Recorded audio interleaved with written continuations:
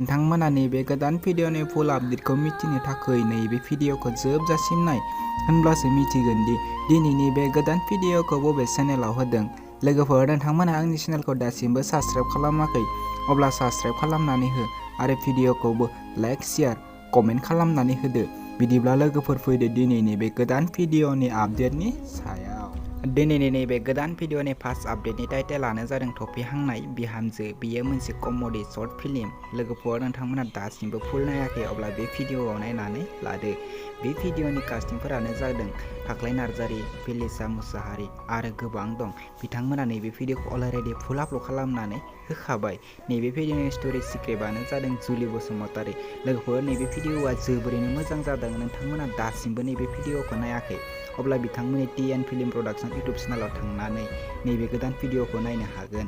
लोगोफोर, नोंथांमोना बिथांमोननि इउटुब चेनेलखौ दासिम साबस्क्राइब खालामाखै अब्ला बिथांमोननि इउटुब चेनेलखौबो साबस्क्राइब खालामनानै हैदो। बिदिब्ला फैदो आरोबाव मोनसे गोदान भिडिअनि आपडेटनि बागै। आरोबाव मोनसे गोदान भिडिअनि आपडेटनि टाइटेलानो जादों बखालि। बेयो मोनसे बड' शर्ट फिल्म। लोगोफोर, दासिमबो नायाखै अब्ला बे भिडिअआव नायनानै लादो। नैबे भिडिअनि कास्टिंफोरानो जादों मानाब, बिग्राय, हेना, बोहैथि, अनजुलि। बे भिडिअआ जोबोरैनो मोजां जादों आरो बिथांमोना नैबे भिडिअखौ अलरेडि फुल आपल'ड खालामनानै होखाबाय। नैबे भिडिअनि स्ट'रि आरो डिरेक्सनानो जादों मानाब लाभलि। लोगोफोर, नोंथांमोना नायनो थाखाय बिथांमोननि मानाब लाभलि इन्टारटेनमेन्ट इउटुब चेनेलाव थांनो नांगोन आरो नोंथांमोना बिथांमोननि इउटुब चेनेलखौ दासिम साबस्क्राइब खालामाखै अब्ला बिथांमोननि इउटुब चेनेलखौ साबस्क्राइब खालामनानै हैदो। बिदिब्ला लोगोफोर, दिनैनि बे गोदान भिडिअनि गुसुं आपडेटआ बेखिनियानोसै।